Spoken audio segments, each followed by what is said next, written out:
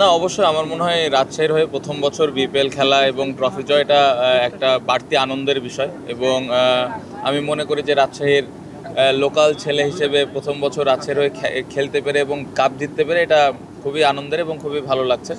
পাশাপাশি বিশ্বকাপ খেলতে না পারা প্রত্যেকটা ক্রিকেটারের জন্যেই ডিফিকাল্ট।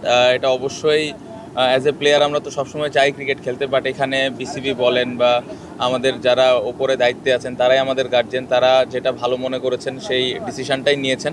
বাট এগেন আমি বলবো যে ক্রিকেটার হিসেবে তো খেলতে পারলে ভালো হতো, বাট যেই ডিসিশনটা ক্রিকেট বোর্ড এবং আমাদের গভর্নমেন্ট থেকে এসছে এটা আমি পূর্ণ সম্মান জানাই।